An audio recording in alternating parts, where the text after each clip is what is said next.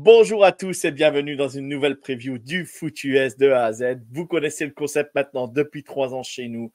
Un invité, une preview et on invite un fan de chaque franchise. Et quel plaisir et quel bonheur aujourd'hui de faire cette nouvelle preview avec mon compère où on dira pas les off qu'est-ce qui s'est passé pendant ces enregistrements, mais on y va, ce coup-ci on est plutôt bien lancé.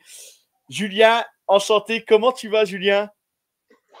Ça va très bien, Johan. Merci de l'invite. Et là, c'est hyper fluide. On s'entend parfaitement bien. On se voit bien. Donc, ça sera que du bonheur. On révélera pas les coulisses. On n'ira pas plus loin.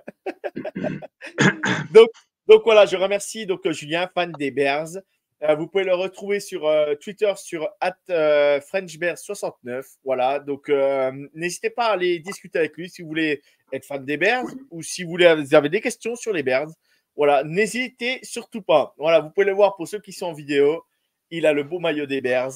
Vous pouvez complètement le suivre. Et moi, vous me découvrez dans un nouvel endroit. Tout simplement, je suis en vacances chez mon père, pour ceux qui sont en vidéo, et vous découvrez ma chambre d'ado quand j'étais. Voilà, donc c'est très ça. C'est pour ça qu'il n'y a pas les maillots derrière moi. Donc là, c'est semaine de vacances et j'en profite quand même pour faire les previews. Pour le foot US de A à Z, c'est toujours un bonheur de faire ça. Et on va lancer la preview. Parce que tout d'abord, voilà, vous connaissez les previews et là on va rentrer carrément on va un retour sur la saison précédente des Bears. On va faire un point sur la free agency, on va faire un point draft, on va balancer le calendrier de la saison 2024 avec nos pronos qui vont plutôt bien et puis en espérant qu'on soit d'accord. J'étais peut-être un peu sévère, mais on verra ce que ça donne. On verra si Julien me suit pas en tant que fan. On verra ce que ça donne. Donc, Julien, on va repartir sur le calendrier qui s'est déroulé la saison dernière. Vous finissez qu'un bilan de 7-10. Vous avez commencé très mal la saison avec 4 défaites. Le premier en recevant Green Bay chez vous. Après, vous êtes allé à Tampa, puis à Kansas City, pas des déplacements pas faciles. Ensuite, vous receviez Denver où vous perdez cette 4e match. En week 5, vous remportez le match contre les Commanders. En week 6, vous perdez chez vous contre Minnesota. Ensuite, vous remportez le 2e match chez vous de suite contre les Las Vegas Raiders. Ensuite, vous aviez 2 déplacements périlleux, les Chargers et les Saints en week 8 et 9, où là, vous perdez aussi. Vous remportez la week 10 contre les Panthers de la Caroline. Ensuite, vous alliez à Détroit où vous êtes défaite sur ce premier match de division à Détroit. Ensuite, vous alliez chez les Vikings où là, vous remportez le match 12-10. En bye week, la week 13. Week 14, vous recevez les Detroit Lions que vous battez, match 8-13. Ensuite, vous alliez à Cleveland, défaite chez les Browns. Ensuite, vous receviez Arizona et les Atlanta Falcons, 2 victoires.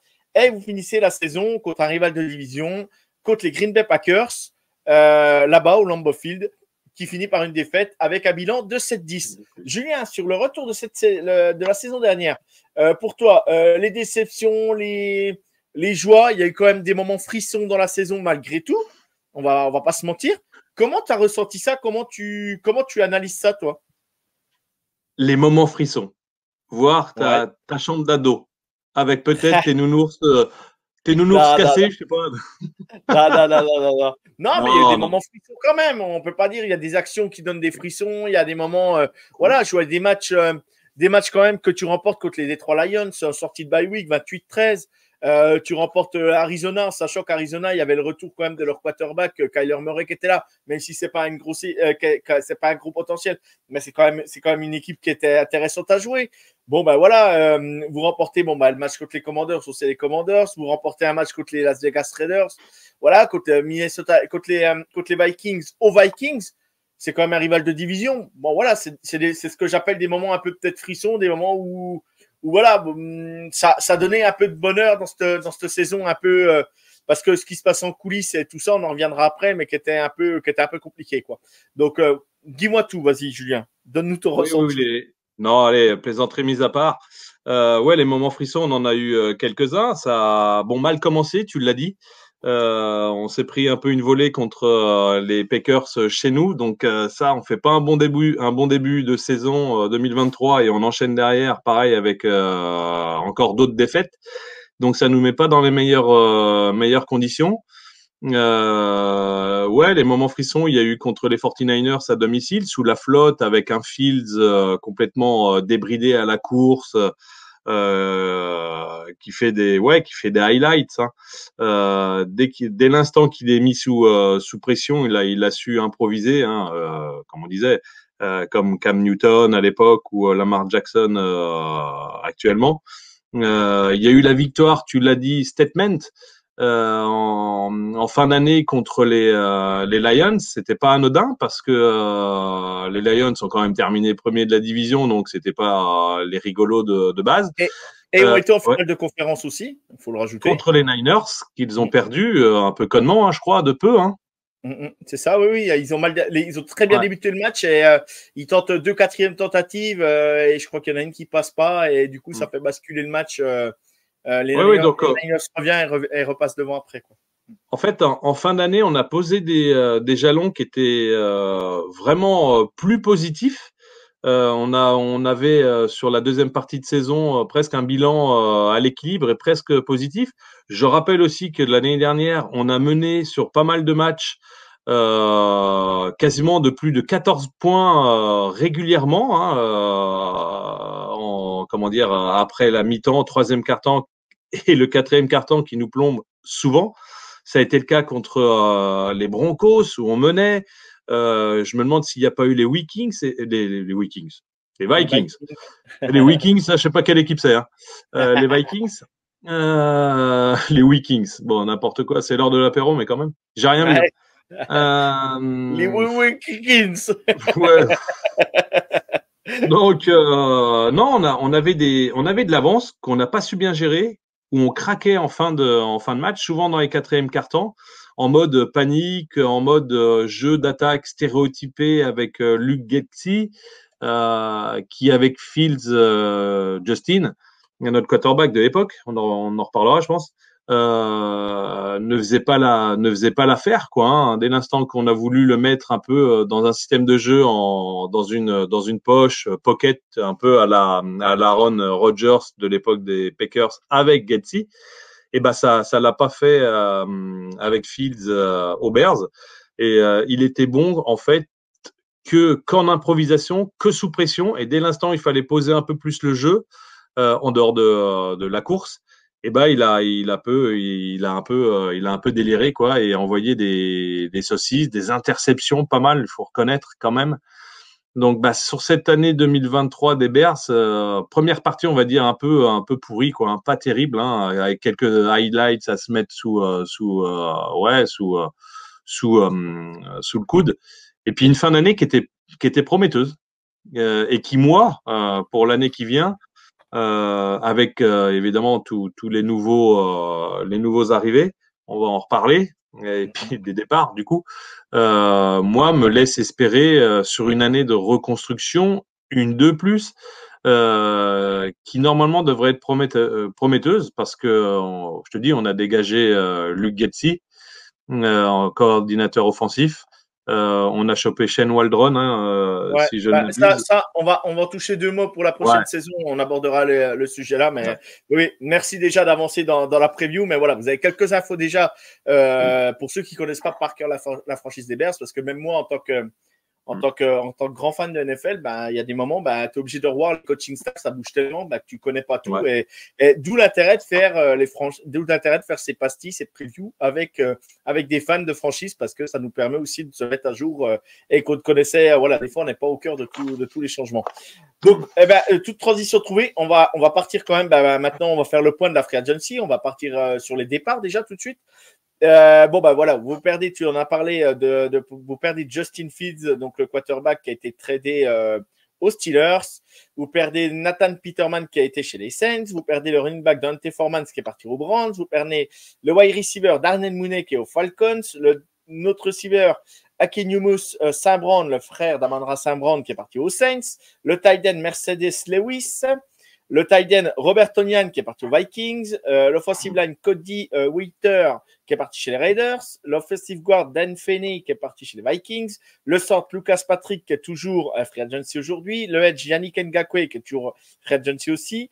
Le edge Rashin Green qui est toujours free agency. Le défensif là Justin Jones qui a signé chez les Cardinals. Et le safety Eddie Jackson qui est encore free agent. Pour toi là-dedans, qui t'aurais voulu peut-être garder, qui tu dis fallait que ça parte, fallait du changement, c'est un nouveau cycle, il faut changer. Dis-moi tout, Julien, pour toi là-dessus, tu regrettes, je pense que tu peux regretter quelques personnes, je pense, mais dis-nous en plus, vas-y. Puis moi, j'aborderai le cas vite fait de Justin Fields, de mon avis personnel. Ouais, en gros, tu spoil déjà un peu pour Fields. Tu me diras ce que t'en penses toi. Moi, perso, je pense qu'il pouvait faire une année de plus chez nous.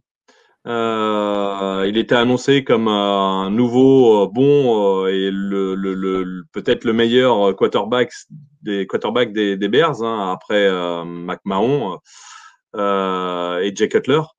Il a pas eu de bol, quoi. Il s'est pris Nagy dans les dents. Je te dis, Luke Getsy des Packers, ça l'a pas fait. Et puis on avait voilà le premier tour de draft avec les échanges de l'année dernière des Panthers, si je crois bien, qui faisait que voilà, on avait sur la liste des futurs draftés en quarterback du lourd. On en reviendra après. Donc je regrette un peu pour Fields. Moi perso, je l'aimais bien en tant que après, il n'a pas été mis dans les meilleures conditions. Il avait une ligne offensive qui prenait l'eau de toutes parts. Il était mis sous pression, ce qui le faisait un peu craquer, quoi, lancer des saucisses, des interceptions. En dehors du fait qu'il pouvait avoir des superbes improvisations, on les a vues. L'année dernière contre les Dolphins aussi, je crois, il nous a fait des trucs de ouf où il a traversé la moitié du terrain en embrouillant safety et cornerback, ou cornerback et safety plutôt. Donc, je le regrette un peu. Après, pour les autres noms que tu as évoqués, on perd Nathan Peterman, c'était de l'autre quarterback en deuxième string. C'était un ancien, voilà, il peut partir. On avait, dans tous les noms que tu as cités, il y avait pas mal d'anciens aussi. Mercedes Lewis, je crois, tu l'as dit, en Titan. Titan, oui, c'est ça. Ouais. C'est ça. On perd notre centre, Cody Whiter. Alors lui, c'était un peu une pièce maîtresse qui était vieillissante, mais on en reviendra plus tard. C'était une position qui était pour la ligne, qui était hyper c'est important. Tactique. C'est important, bien sûr. Ouais. Tactique, et il commençait un peu à vieillir. Autour de lui, c'était un peu bancal aussi. Donc là, pareil, on l'a laissé partir. Et je crois que c'était le bon choix. Il fallait du 109, on en reparlera. Tu as dit qu'on avait perdu Eddie Jackson, qui était un excellent cornerback chez nous.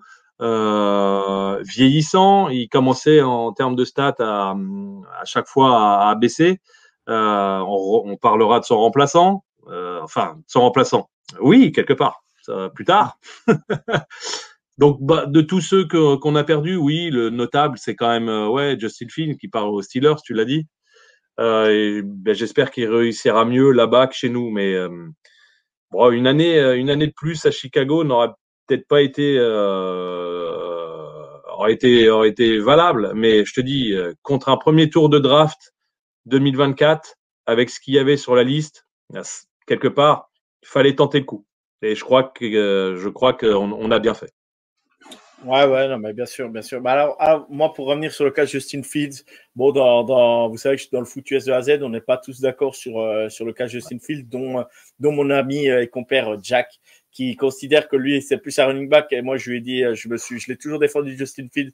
Oui, il a fait des erreurs, comme tout quarterback dans cette ligue. Mahomes fait des erreurs, même au Super Bowl, son interception, je rappelle, cette année est vraiment pas belle. Donc, voilà, je mets pas au même niveau, on est d'accord.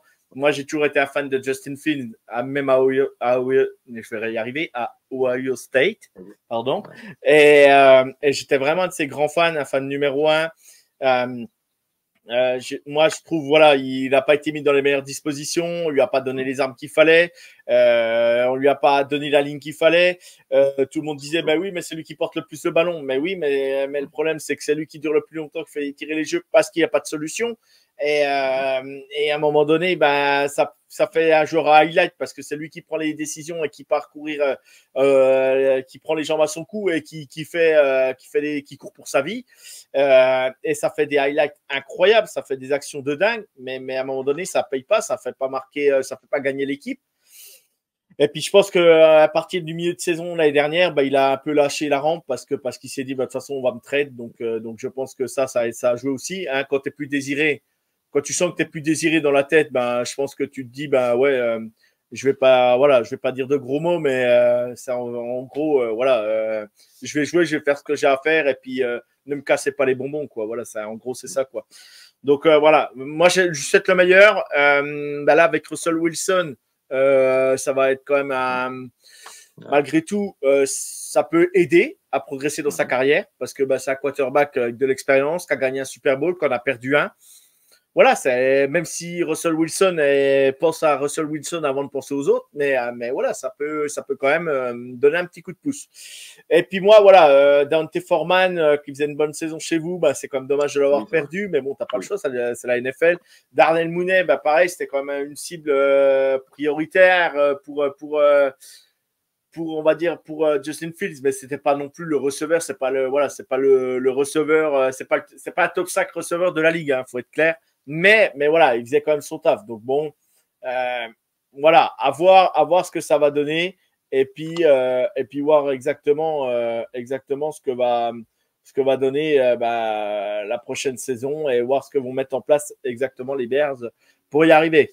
Eh ben, je pense qu'on était complet sur les départs. On va partir sur les arrivées du coup. Je vais faire la liste des arrivées. Je vais prendre une grande respiration comme à chaque fois. Vous le savez maintenant que ceux qui écoutent les previews parce qu'il y a du monde qui est arrivé chez les Bears. Donc on prend une grande respiration. On y va. Donc le quarterback Brett Ripien a signé un contrat de 1 an. DeAndre Swift qui a signé un contrat de 24 millions de dollars. Le wide receiver Keenan Allen en provenance des Chargers qui a été échangé en trade. Le wide receiver Dante Pettis qui a re-signé 1 an chez les Bears. Le O-line Ryan Bett en échange avec les Bills, si je me trompe pas. L'offensive line Jet Curran qui a signé un contrat de 1 an. L'offensive line Matt Prior qui a signé un contrat aussi de 1 an. Le centre Coleman Shelton qui a signé un contrat de 1 an. Le tight end Gerald Everett qui a signé un contrat de 12 millions de dollars, dont 6 millions garantis. Le defensive end Jack Martin qui a signé un contrat de 1 an. Le linebacker Amen Ogbobemiga, excusez-moi si j'écorche son nom, a signé un contrat de 2,1 millions de dollars, donc avec une value qui peut monter jusqu'à 2,5. Le cornerback Jalen Johnson qui a re-signé un contrat de 76 millions de dollars. J'ai pas le garantie, donc ou c'est le tag, non c'est ça, non c'est signé, oui, qui a re-signé un contrat de 76 millions de dollars.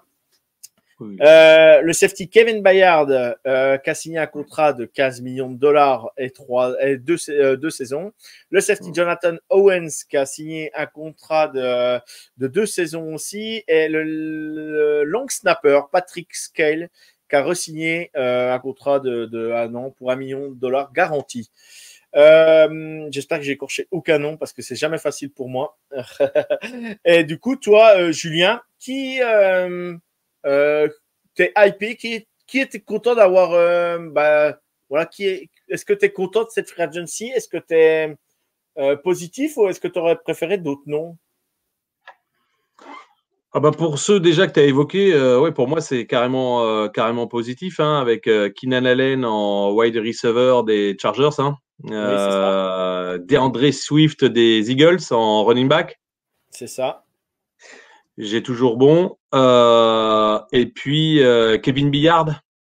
Ouais, Kevin Bayard. Je t'ai déjà dit. Ouais, non. Ouais. Là, on a de l'expérience, du All-Pro top quasiment. Ouais, top joueur, il faut le dire. Top joueur. Keenan Allen et Kevin Byard, donc ça, c'est des anciens qui ont rien à prouver, qui sont dans la force de l'âge. Excellents joueurs, à des postes cruciaux pour nous.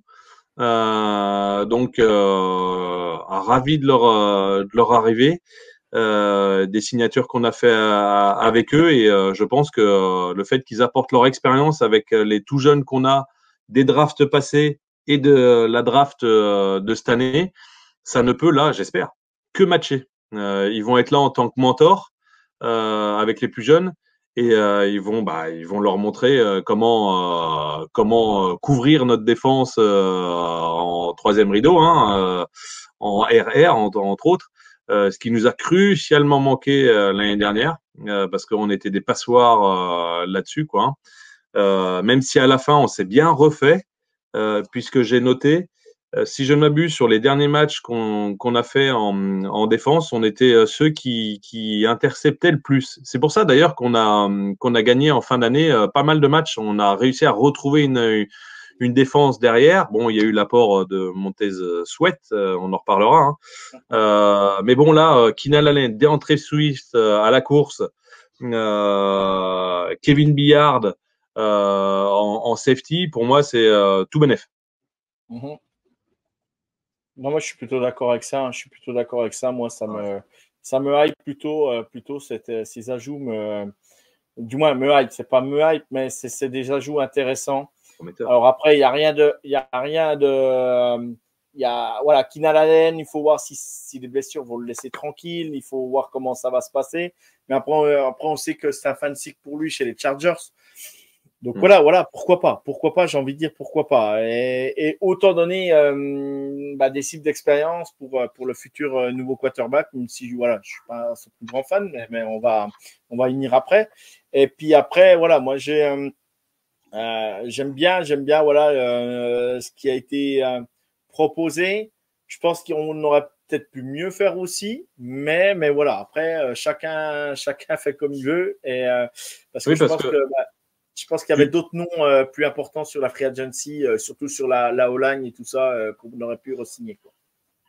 La O-line, je crois qu'on a misé sur nos drafts de l'année dernière en disant qu'ils vont faire une saison un peu breakout, on va dire, où ils vont devoir là prouver un peu plus. Donc c'est pour ça qu'on n'a pas trop mis dans la draft. Je crois qu'on n'a pas trop mis le paquet là-dessus.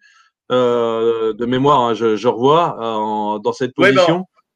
On y reviendra après. Oui, non, mais il y a un joueur qui a été pris, mais on y reviendra après. Mais moi, ce que je voudrais, c'est, tu vois, sur des lignes comme ça, quand tu as un jeune quarterback, tu n'as pas le choix, il faut ramener de l'expérience, quoi, parce qu'il faut protéger vraiment ton quarterback. Et moi, j'ai peur que, on va y venir après, mais j'ai peur pour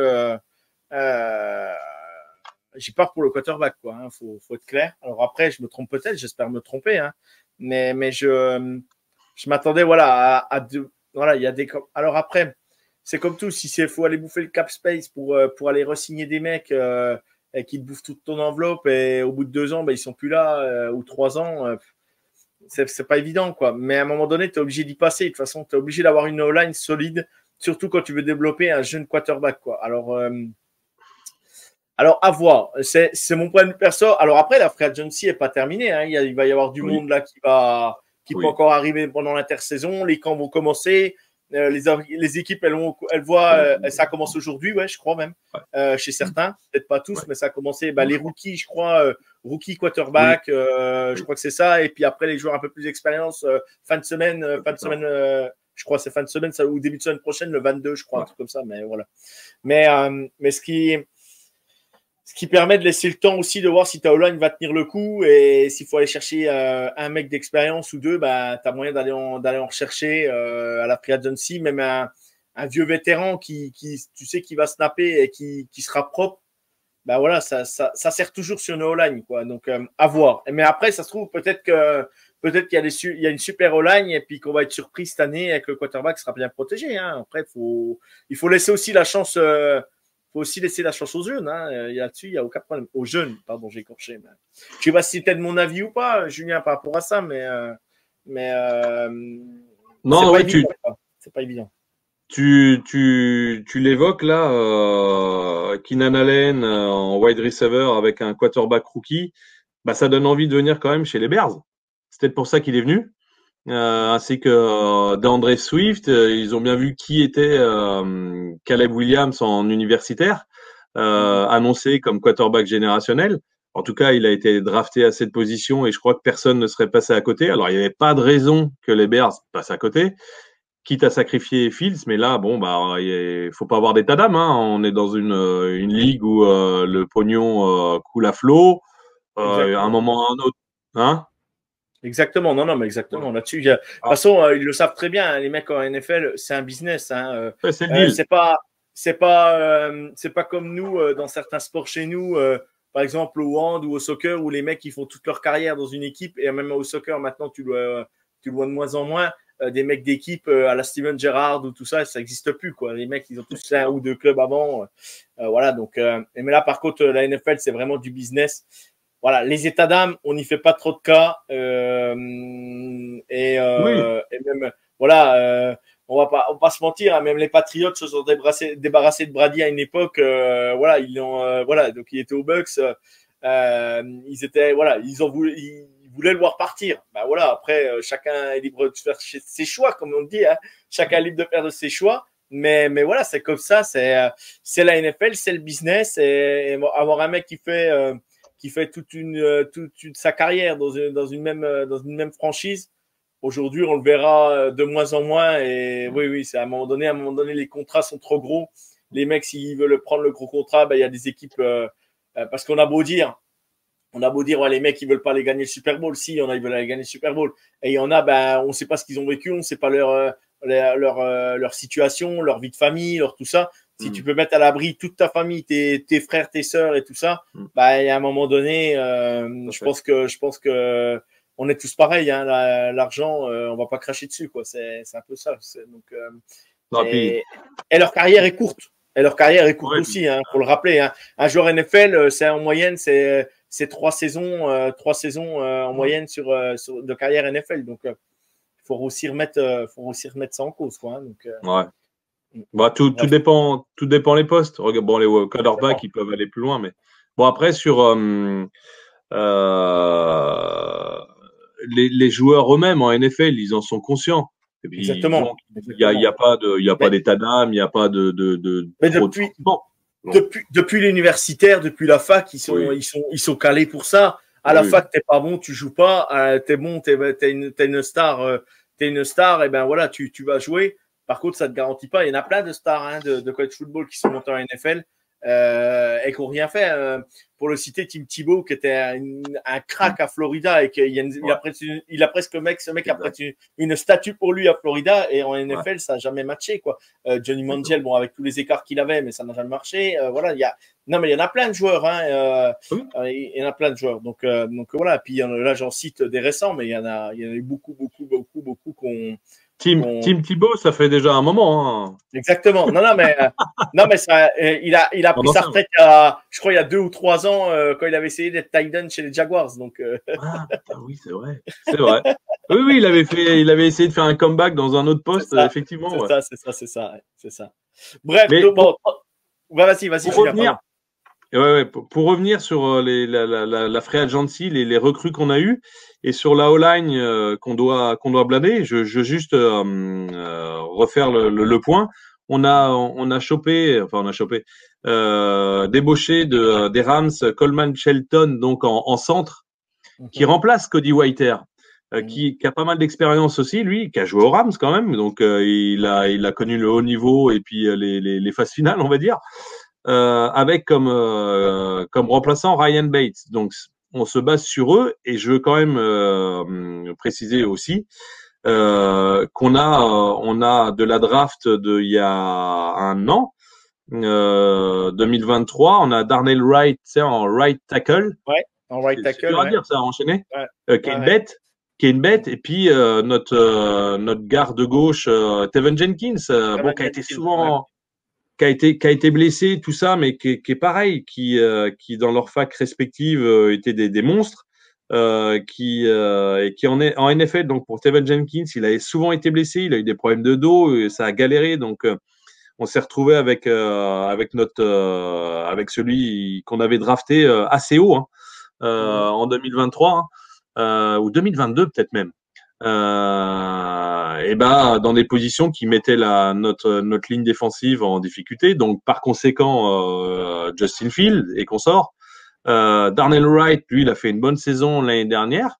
Et donc cette année, il doit prouver à nouveau avec autour de lui quand même. Bon, on commence à consolider. Il y a Braxton Jones, il y a des mecs qui sont pas ridicules, qui sont un peu sous les radars, en dehors de Darnell Wright, hein, mais qui doivent cette année, ouais, ce que je disais, faire une breakout season et prouver qu'on les a draftés haut, pas pour rien, quoi. Ouais, non, mais bien sûr, non, bien sûr, j'ai la depth chart devant moi. Après, bon, voilà, c'est pas Ouais. c'est pas des noms ronflants comme on pourrait entendre dans certaines équipes, mais c'est largement correct. Et puis, ouais, je regardais aussi le point défense. Voilà, t'as quand même Montez Sweat, Javon Dexter, Andrew Billings. Voilà, en sachant qu'en plus, là, en sachant qu'en plus, ben, t'as Bayard qui est arrivé, Jacken Brisker qui est le safety, qui a été drafté il y a 2 ans, je crois. Donc voilà, et on a bien vu la fin de saison défensive des Bears qui était plutôt intéressante. Et moi, c'était plus la partie offensive O-line que voilà. Mais voilà, ça nous a permis de faire une transition avec la free agency et tout ça. On va basculer du côté de la draft. La draft aujourd'hui. Donc, en pick 1, les Bears ont pris donc en choix numéro 1 Caleb Williams, le quarterback de USC. Ils avaient donc un deuxième choix au pick 9 du premier tour. Vous avez pris le wide receiver Romeo Dunze de Washington. Ensuite, vous n'aviez pas de deuxième tour. Au troisième tour, 75e position, l'offensive tackle Kiran Amegadje de Yale. En quatrième tour, en 121e position, le punter Tory Taylor d'Iowa. Et au cinquième tour, 144e position, le edge Austin Booker de Kansas. Alors, il n'y avait pas 50 choix à faire. Il y avait 2 choix du premier tour où tu peux déjà bien travailler. Un choix, Karen Megadje de Yale, pourquoi pas. Bon, le punter, là, j'ai vraiment du mal d'aller drafter un punter, sachant que ton équipe, elle n'est pas complète et qu'il y avait encore des wide receivers qui avaient chuté. Il y avait des offensive tackles qui avaient chuté. Voilà, il y avait pas mal de monde à la draft encore à prendre. Bon, le choix est fait. Bref, on va pas. Et Austin Booker, qui a un choix vraiment intéressant, un joueur déjà pas mal âgé, mais qui est intéressant et qui va pouvoir aider cette défense. Et c'est un mec qui lâche rien. Donc voilà, toi cette draft, comment tu l'analyses, comment tu l'as ressenti, Julien? Pour moi, elle est hyper positive. Donc, en première position, Caleb Williams, donc annoncé comme quarterback générationnel, on l'a déjà dit, qui a fait des stats de malade, qui a un bras hyper puissant, qui est précis, qui, je pense, à la différence de Fields, sait bien lire les défenses et en tout cas peut jouer avec des plans de jeu. Ouais, ouais. Ouais, je m'avance peut-être, mais en tout cas, je pense qu'il sera mieux, enfin, qu'il sera peut-être pas mieux lire des défenses, mais en tout cas, un playbook. Il sera peut-être plus diversifié parce que dans ses bagages, on aura donc un nouveau coordinateur offensif. Et j'espère bien qu'entre ces deux-là, la mayonnaise prendra. Et puis, ce qu'il faut pas oublier, c'est que donc au neuvième tour, on renforce encore. Neuvième choix. Neuvième choix, ouais, pardon. Premier tour, neuvième choix. Ouais, neuvième tour, là, non, c'est pas à peine. Neuvième choix du premier tour. On chope Rome Odunze, un wide receiver, donc plus Keenan Allen. On n'a pas du tout parlé depuis tout à l'heure, mais bon, c'est le moment. DJ Moore, on commence à avoir une attaque qui tient la route, mêlant encore une fois jeunesse et expérience. Donc, on donne les armes à Caleb Williams, plus j'en rajouterais les 2 tight ends, Cole Kmet et Gerald Everett, qui sont vraiment je trouve que c'est vraiment deux tight ends qui pour aider un quarterback rookie. Ouais. Voilà, Everett, c'est quand même pas mal. Et Cole Kmet, il a largement prouvé que c'était un bon tight end, quoi. C'est un bon tight end. Excuse-moi de t'avoir coupé.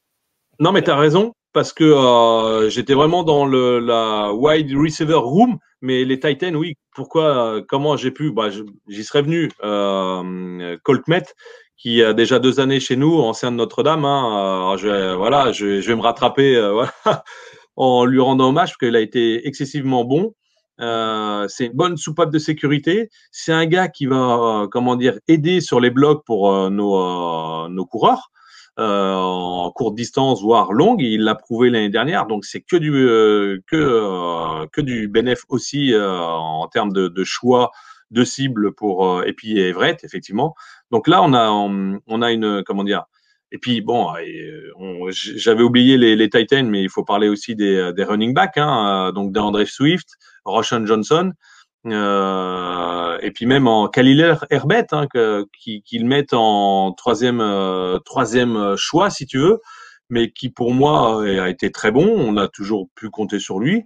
Donc oui, il y a du choix. Là-dessus, ça me fait pas peur. Alors pour Caleb Williams, on sait qu'il faut faire gaffe dans ses improvisations. Il a tendance à perdre le ballon sous pression. Il va falloir vraiment que là, il s'améliore. À USC, c'était un peu ce qu'on lui reprochait. Là, on passe maintenant en NFL. Hein. En face, ça va pas être des équipes moyennes comme il a pu en avoir pas mal quand même en NCAA. Donc là, va falloir vraiment qu'il step up. Qu'il écoute bien ce qu'on lui dit, qu'il prenne pas trop de risques non plus, qu'il se fasse confiance parce que c'est pas voilà, il est quand même très talentueux, mais tout ça doit se structurer autour de lui et on lui a donné là pour de bon, pour moi, sol, air et moyenne distance avec les Titans en bloc, en réception, il a du choix plus que Fields, donc il devra là réussir plus vite, alors ce qui va lui donner de la pression. Et puis moi, je crois comment dire, en une ligne offensive qui va être, qui va être plus costaud, quoi. Si personne se blesse, en l'occurrence Jenkins, on a toujours un peu peur, et que Darnell Wright continue à être excellent avec les autres de la ligne, avec ce nouveau centre expérimenté des anciens Rams. Oui, ça peut avoir de la gueule. Et puis Rome Odunze, qui sera voilà le binôme jeune de Caleb Williams. Donc ouais, on est dans une A4 qui sur le papier a de la gueule. Et après, il faut qu'elle prouve. C'est ça.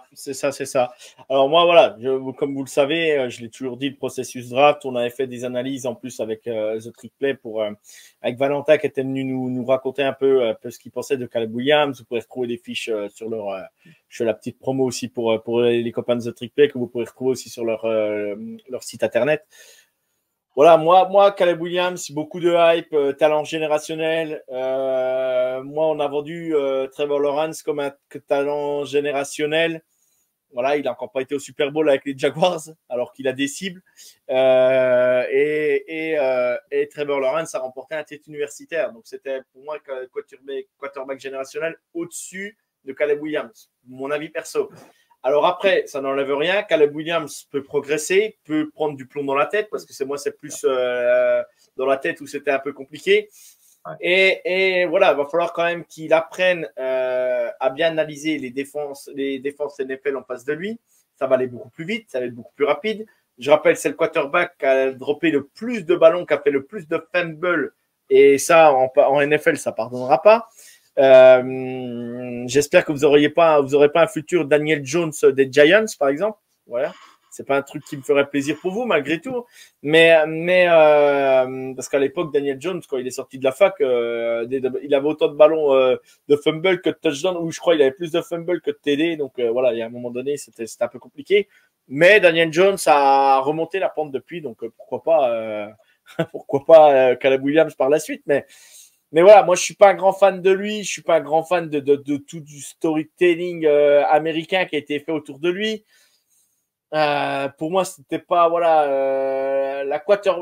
pour moi la quarterback room de la draft, on l'a survendu et c'est tout à fait américain de dire tel joueur. Je sais pas, on verra. J'espère me tromper. J'espère moi d'avoir des nouveaux QB, j'adore. Parce que ça permet aux anciens qui ont fait toutes les franchises NFL de les voir un peu partir en retraite ce coup-ci, parce qu'on en a vu un paquet passer dans toutes les franchises et ils ont été de franchise en franchise et ça n'a jamais fait, voilà, ça fait un bilan moyen, positif ou négatif à une victoire près. Ça n'apporte rien. Tu sais que la saison elle est quasiment morte. Alors ça me fait, voilà, c'est toujours plaisant de revoir des nouveaux jeunes quarterbacks arriver dans la ligue et en espérant qu'ils performent. Donc on verra bien. Moi, je souhaite le meilleur à Caleb Williams et qu'il me fasse mentir. Je demande que ça, qu'il me fasse mentir et après, on verra, quoi. Et ça sera bénéfique. Mais tout ce qu'on peut dire, c'est qu'aujourd'hui, les Bears ont fait le boulot. Ils ont entouré Caleb Williams au niveau des cibles pour pouvoir l'aider.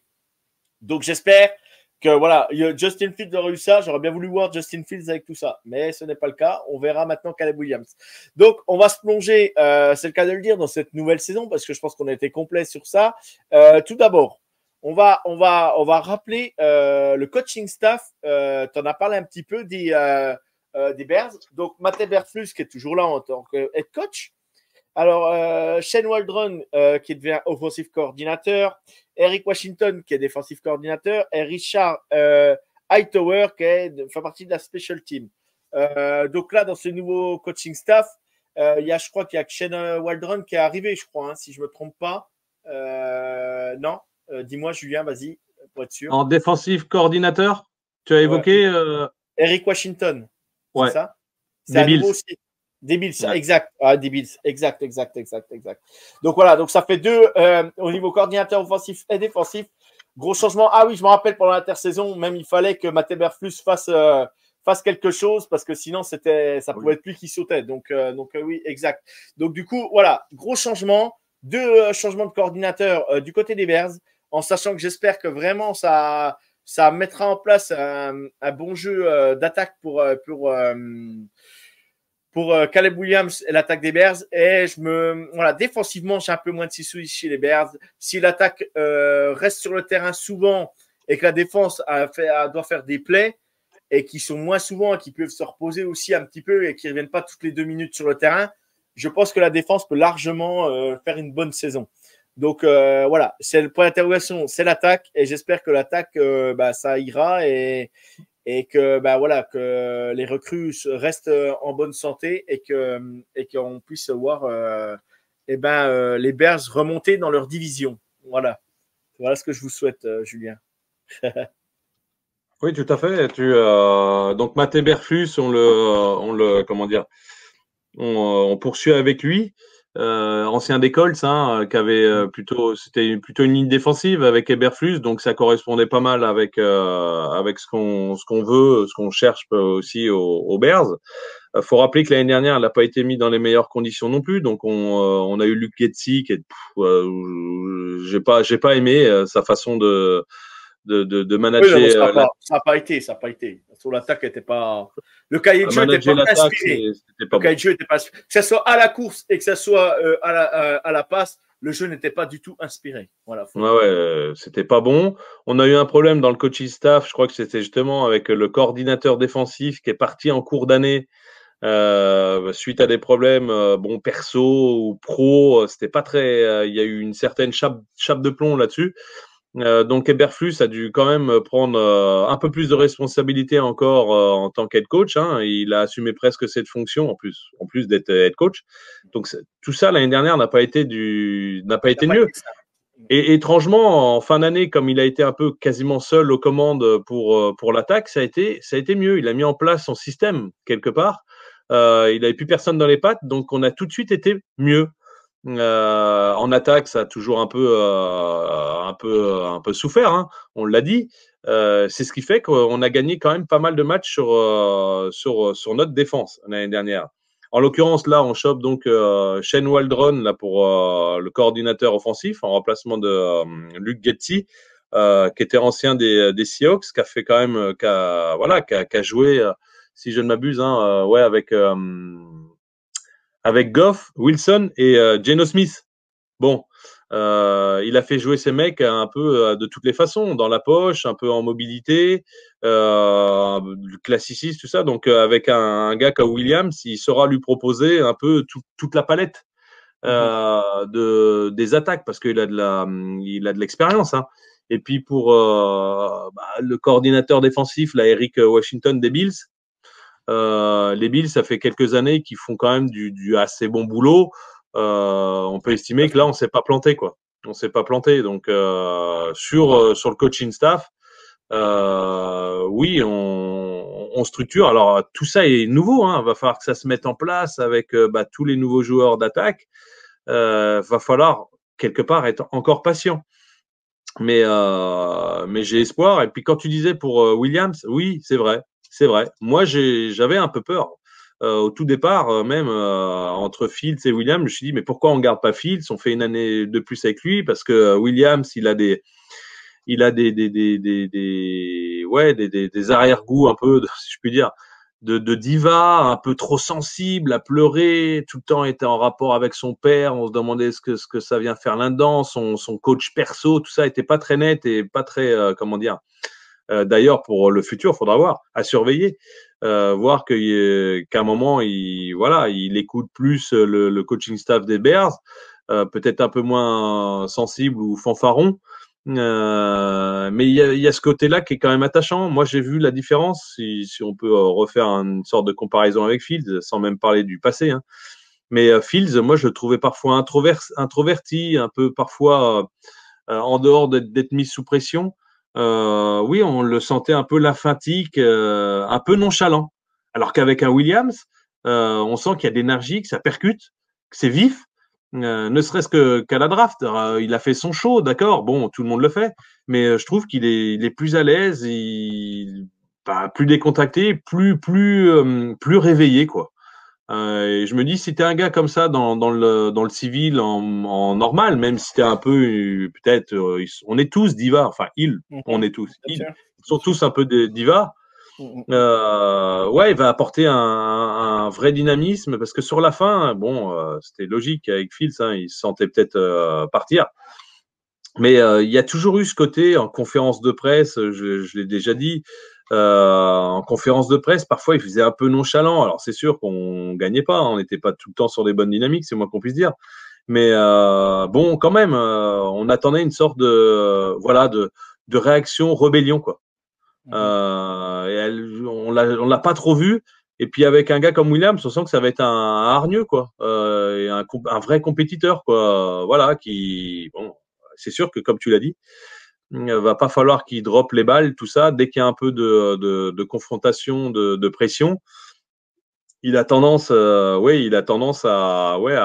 avoir de mauvaises mains, quoi, à surveiller de près. Ok. Bah, ce qui permet de partir directement sur le calendrier 2024 de cette saison. Ouais. Alors, va falloir se mouiller la nuque, hein, parce que là, attention, gros début de saison quand même. Ça va pas être simple. Premier match, vous recevez les Tennessee Titans. Deuxième match, vous allez chez les Houston Texans. Troisième match, vous allez à Indianapolis. Ensuite, vous avez 3 matchs que vous allez recevoir chez vous. Week 4, Week 5, Week 6. En Week 4, les Rams chez vous. Ensuite, les Carolina Panthers. Et en Week 6, les Jacksonville Jaguars. Vous êtes en bye week en Week 7. La Week 8, vous allez chez les Commanders. La Week 9, vous allez chez les Arizona Cardinals d'Arizona, pardon.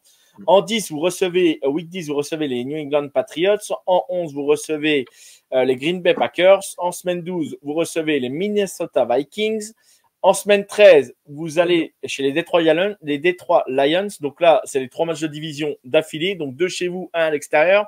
Ensuite, semaine 14, vous allez à San Francisco. Semaine 15, vous allez chez les Vikings. Semaine 16, vous recevez les Detroit Lions. Semaine 17, vous allez recevoir encore Seattle. Et en semaine 18, vous finissez à Green Bay. Alors là, moi, le calendrier, quand je l'ai vu, Julien, je me suis gratté la tête. Hein, parce que j'ai dit là, mon gars, oui, ils ont des recrues. Oui, il y a malgré tout une attaque intéressante. Oui, une défense solide. Mais alors là, j'ai dit là pour le calendrier, mon prono. Alors, je vais être sévère peut-être, hein, je sais pas.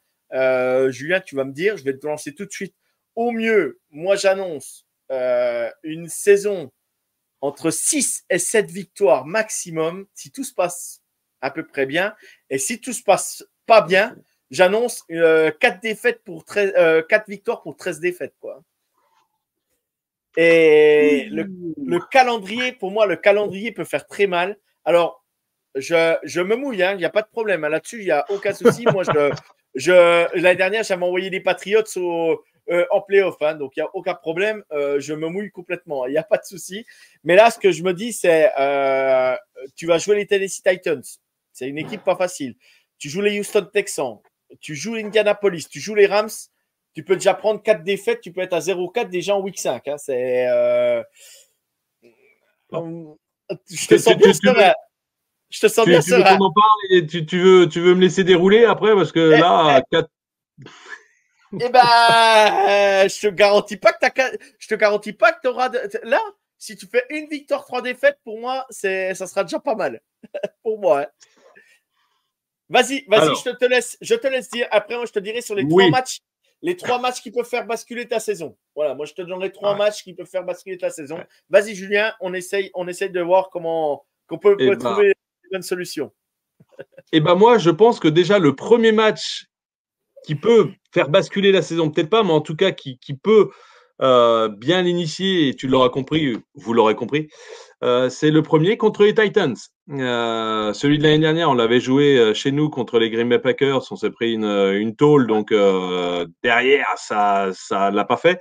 Les Il y a Titans, deux moi ans, je attends, je te pense, coupe. Il y a 2 ans, vous avez fait le premier match contre San Francisco.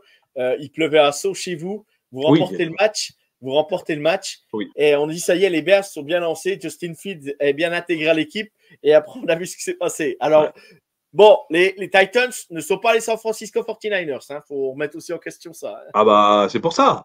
C'est pour ça que moi, Mais, ouais, pour d'accord. celui-là, pour celui-là, je vois une victoire. On est chez nous, comme dirait l'autre là. Ouais, on est chez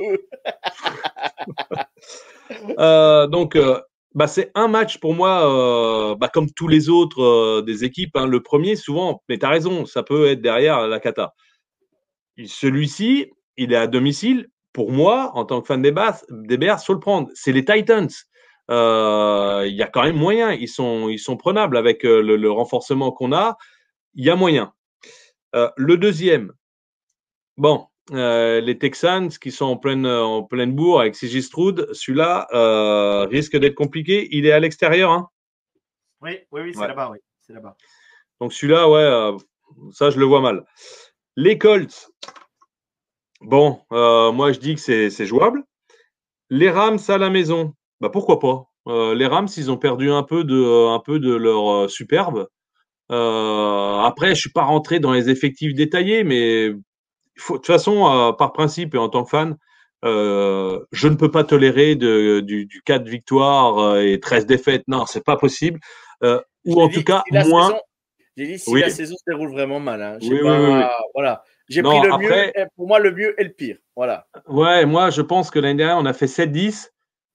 Cette année, c'est le but du jeu et on a construit l'équipe comme ça, c'est de faire plus de 7 victoires. Il y a moyen d'aller les chercher. Moi, je suis sûr qu'il y a moyen d'aller les chercher. Il faut voir après comment se comportent les autres aussi. Alors, je dis pas on peut faire du 7-10 à nouveau, ce qui serait pour moi une déception. Moi, je vois plutôt un 8-9 et un 9 du coup, combien? Un 9 victoires et 9-8, pour 9-8, 9-8. 9-8. Ça serait bien. Ça serait vraiment bien. Il y aurait la progression et qui, finalement, quand tu regardes le calendrier, il est quand même jouable. C'est pas le plus compliqué que sache, hein, si on faisait un comparatif. Hein, je crois pas qu'on est le plus compliqué. On croise avec la NFC Sud, hein, c'est ça. Hein.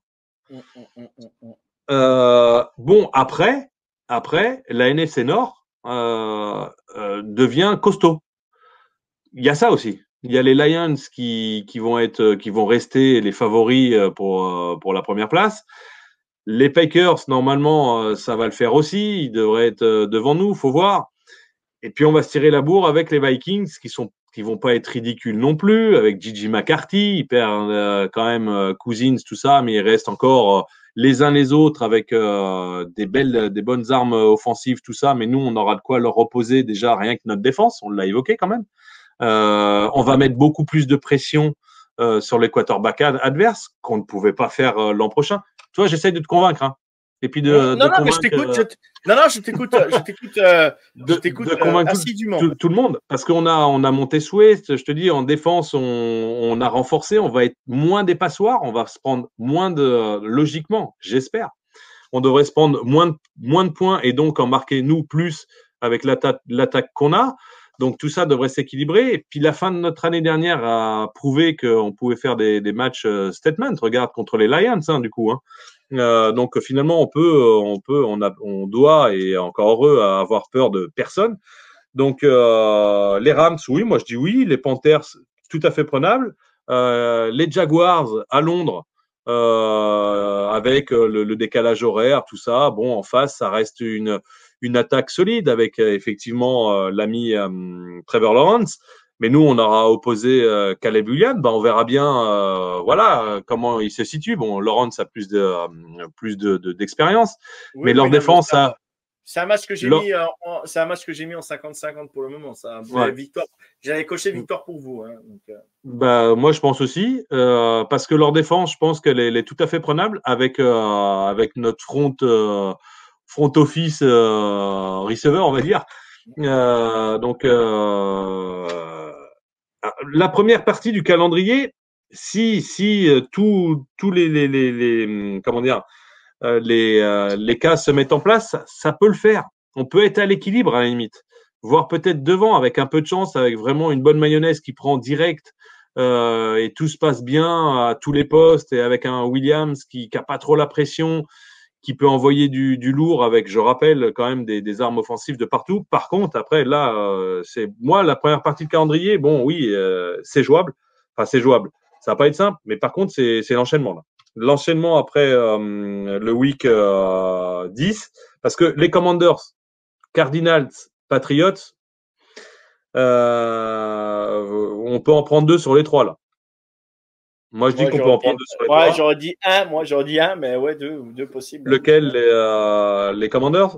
Ouais, parce que c'est un jeune quarterback. Voilà, il y a des choses qui doivent se mettre en place. C'est sorti de bye week. Des ajustements qui ont été faits pendant la bye week. Oui. On tire les premiers enseignements. Je me dis pourquoi pas. Là, tu peux aller accrocher les Commanders. Et gagner chez eux. Oui, je pense. C'est possible.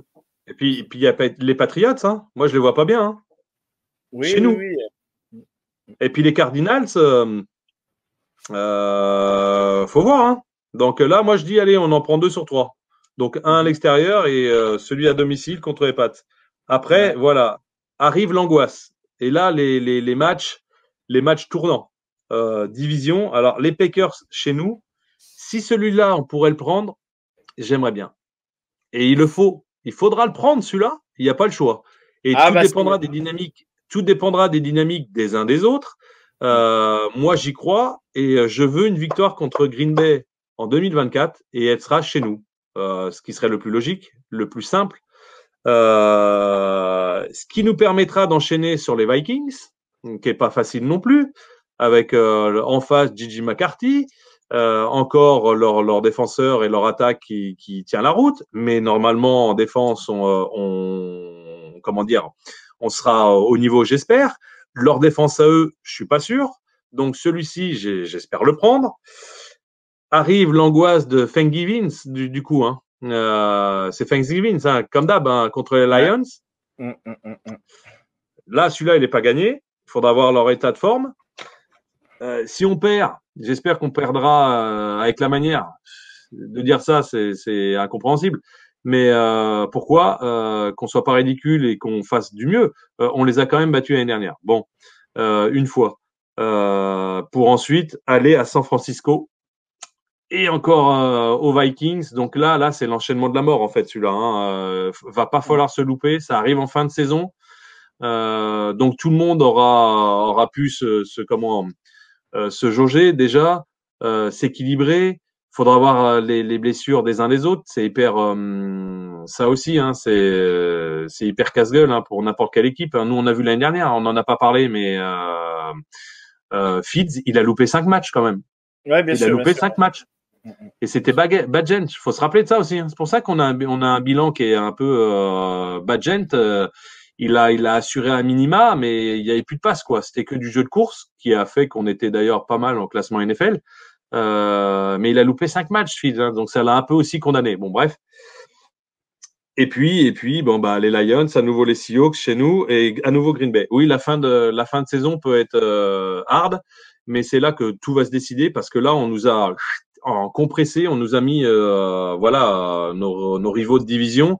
Et puis des costauds comme bah ouais les Niners, hein, on verra comment ils font cette année, mais bon ils sont parmi les favoris évidemment. Donc un 7-10, je prends, mais moi je vise, moi je te le dis, il faut être comment dire positif. et puis y aller. Non, bah, Et puis je pense bien que les coachs ils vont miser là-dessus quand même, avec le recrutement qu'ils ont fait, tout ça. Moi, je vise une 3e place en wild card, en étant 3e et les Vikings derrière, quoi. Avec un bilan de 9-8, quelque chose comme ça, quoi. Ça serait l'idéal. Alors, ça va pas être simple. ok. Alors moi, j'ai 3 matchs pour finir sur ce calendrier. J'ai 3 matchs qui peuvent faire basculer votre saison. Moi, j'ai choisi 3 matchs. J'ai choisi à l'extérieur chez les Colts d'Indianapolis en 3e match, qui peut faire basculer déjà ce début de saison dans le bon sens, on va dire. Sortie de bye week contre les Commanders. On ne sait pas trop quand les Commanders ça va s'arranger. Je sais pas du tout. Je me suis encore pas plongé dans la preview des Commanders. Il y a eu du boulot de fait quand même. Il y a eu du boulot de fait. Hein. Faut pas dire que tout est à mettre de côté chez les Commanders, bien au contraire. Donc j'ai ce match-là sorti de bye week et il y a le match en week 15 contre les Minnesota Vikings où là je me dis faut vraiment le prendre, faut aussi en prendre un. Quitte à choisir à l'extérieur, vous avez 3 matchs de suite à l'extérieur, les Detroit Lions, San Francisco 49ers et les Minnesota. Je me dis si vous pouvez accrocher celui de Minnesota et finir la fin de saison, j'ai mis quand même victoire chez vous contre Seattle et victoire à Green Bay. J'ai pas mis victoire chez vous, mais victoire à Green Bay parce que je me dis voilà, les Green Bay Packers, s'ils sont qualifiés en wildcard, ils peuvent faire tourner la dernière semaine. Et je me dis, même si c'est un rival de division, je me dis, bon, si tu peux l'accrocher quand même la victoire chez les Packers, elle ferait toujours plaisir, celle-là. En fin de saison, quarterback rookie, ça donne du positif pour l'année d'après. Tu as été gagné à Green Bay, c'est pas négligeable. Mais je me dis, voilà, allez, 7, 8 victoires. J'ai du mal à croire à 9 victoires. 9-8 me semblerait vraiment, et plus de 9 victoires me semblerait vraiment exceptionnel pour les Bears. Je vous le souhaite. Hein, je ne dis pas le contraire. Moi, je me mouille dans les pronos. On sait que c'est jamais facile. On ne sait jamais comment va tourner une saison. Je dis une bêtise, mais par exemple, en week 3, les Indianapolis Colts, ils sont décimés. Les Los Angeles Rams, ils perdent Stafford en week 1 et puis ils perdent, je dis une bêtise, Pukanakwa ou Cooper Cup d'entrée de la saison. Du coup, c'est plus du tout la même équipe. Les Arizona Cardinals, Cooper Cup, Kyler Murray, on ne sait jamais comment ça va tourner. Voilà, il y a quand même, mais ce fin de calendrier peut faire très mal à la tête des Bears. Et je me dis, ça peut être compliqué. Donc, bon, voilà. Moi, je vois pas plus que ça. Mais voilà. Si c'est un bilan 9-8, vous finissez en positif, ça sera bien. Pourquoi pas? J'ai du mal à y croire. Je vois plus un 8-9 ou un 7-10. Et si vraiment la saison se passe vraiment mal, voilà, j'annonce 4-13. Ça peut mal tourner dès le départ. Et je me dis là, ça ferait vraiment mal à la tête des fans des Bears. Je vous le souhaite pas. Mais on voit toujours des équipes en NFL faire 4-5 victoires et le premier pick de la draft qui sort souvent à ce moment-là. Donc je me dis, bon, je vous le souhaite pas. Voilà. Non. Mais je vois pas une année catastrophique comme ça, moi. Si elle avait eu lieu, elle aurait eu lieu à la limite presque l'année dernière, où il y a déjà 2 ans. Et on a tenu avec ce qu'on avait. Là, on a des joueurs en plus des 2 côtés du ballon, on va dire, attaque-défense. Alors, il y a beaucoup de jeunes, il y a des anciens. On peut pas, moi, sauf catastrophe, une blessure de Calais Williams et que bon, mais non, on est structuré pour être quand même solide. Alors, c'est sûr que la NFC Nord va falloir compter sur elle. Ça, c'est clair. Elle va faire chier pas mal de monde. Et ça risque d'être une des plus costauds, du coup. Faudra voir. Tout ça, c'est sur papier. Après, il faut voir comment ça s'enclenche. Hein. C'est toujours pareil. Quelques blessures, on l'a dit, par-ci, par-là. Mais nous, on a un effectif qui est construit, comment dire, logiquement, suite au manque qu'on avait l'année dernière. On doit être plus efficace en attaque. En défense, on se renforce. Sur le papier, si tout est aligné, on est compétitif. Moi, je vois pas un écroulement. Hein, c'est juste pas possible. Parce que alors là, ça serait une énième implosion et déception totale, quoi. Hein. Après, je suis lucide. Hein. Si on arrive à faire du 9-8, ça serait super. Ça serait super. Alors, j'espère au moins faire aussi bien, façon de parler, que l'année dernière, donc 7-10.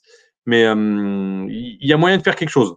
Il y a moyen de faire quelque chose. Toi, tu parles de la victoire chez les Packers dernier week-end.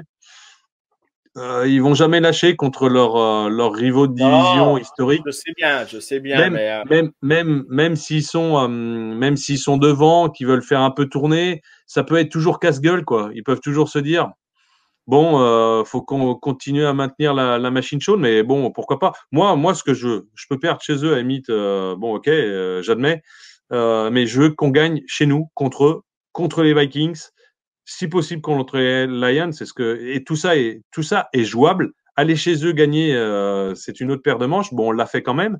Donc tout ça est voilà, il y a moyen au sein de notre division là de gratter au moins à chaque fois 50% de victoire, quoi.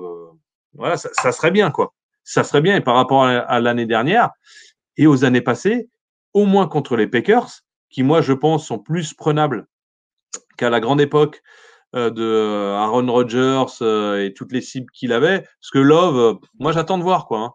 L'année ouais, dernière, bien sûr, bien sûr. il a prouvé, hein, il a une équipe solide, il a des cibles, tout ça, mais faut voir s'il persiste et signe. Euh, donc non, moi cette année déjà voilà ce que je dis à chaque fois hein, dans les previews et compagnie. Et par rapport aux années passées, il y en a marre. Il faut gagner contre les Packers. Voilà. Alors, on n'a pas gagné contre eux depuis des années. Alors je m'en fous que ça soit chez eux ou chez nous. Il faut prendre une victoire. Ça sera presque une année réussie entre guillemets, mais Ok. celle-là, si on la prend et donc c'est le week, je sais plus combien, hein, celle-là, elle fait plaisir et elle permet d'avoir une bonne dynamique. Alors elle arrive, oui, chez nous en week 11, c'est le moment ou jamais. C'est quelque part, c'est celui-là un des trois matchs bascule. Parce qu'on revient du bye week en mode, voilà, on a fait, comme tu disais, les réglages. Et moi, je pense que les trois équipes, là, les Commanders, Cardinals, Patriots, il y a moyen de choper 2 victoires sur ces 3 matchs et puis de vraiment concrétiser à domicile contre les Packers euh, pour enchaîner comme il faut derrière, ou en tout cas en étant en confiance. D'accord. Ok. Bah, de toute façon, comme souvent avec eux, hein, c'est toujours un peu les matchs basculent. Et celui-là, il arrive presque à mi-tableau, quoi. Donc il faudra avoir engrangé quelques victoires, c'est clair. Et c'est là la bonifier pour la suite. Et on recausera, quoi. Ouais, pas de souci. Pas de souci. Eh ben, on te réinvitera pendant la saison, Julien. T'hésiteras pas. Ouais. Voilà. Bon, bah, c'est au moment, Julien. On va finir l'épisode. On va finir par ta petite pub. Fais ton auto-promo où on peut te suivre ou si un jour tu veux faire un podcast sur les Bears, si tu veux lancer une invite ou je sais pas quoi, bah, n'hésite pas, c'est ton moment. Ah ouais, non, mais bah, j'ai plaisir à parler de mon équipe favorite avec tout le monde, avec toi en l'occurrence là ce soir. Moi, faire ma promo, bon, je suis que sur Twitter, hein, tu l'as dit, French Bear 69. 69 parce que je suis sur Lyon hein, et je salue au passage toute la communauté des fans des Bears en France, et il y en a quand même pas mal. Et plutôt que parler de moi, je parlais de mon équipe, et je crois que ouais, faut croire en cette équipe qui est historique. Et puis ça peut être une énième pivot, et en tout cas qui sera fun à avoir joué, quoi qu'il advienne, avec un Williams au top, un peu moins bon, il va se passer des trucs. Il va se passer des trucs. On a quand même voilà, il faudra suivre rien que pour ça, même si ça se passe mal, j'espère pas. Mais le number one de la draft. Donc ouais, croyez aux Bears, quoi. Et ça va être une année sympathique sur la NFC Nord, que je mets au devant aussi de la scène. Elle avait perdu un peu de sa verve, c'était un peu trop facile pour les Packers pendant pas mal d'années avec les Vikings. Là, ça devient bien compétitif et on commence tous à se remettre à peu près à niveau. Bon, nous, on reste encore un peu en reconstruction quand même, hein. Mais on construit pour l'avenir, donc il faudra compter sur Chicago.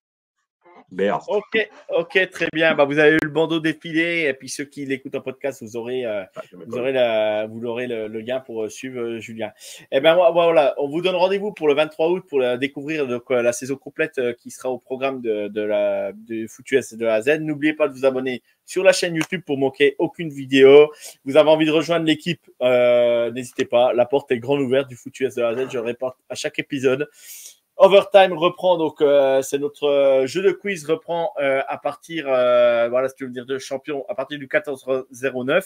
N'hésite pas à t'inscrire à l'une des manches, plus d'infos dans la description, voilà, si vous voulez venir. Les previews vont sortir à partir du 28 juillet, donc celles que vous écoutez là, bah, vous les aurez déjà, vous aurez déjà entendu les premières. Et envie de soutenir le FootUS de A à Z, on a un Tipeee, surtout, bah, voilà, ça peut donner un coup de main, n'hésitez pas, vous faites comme vous voulez.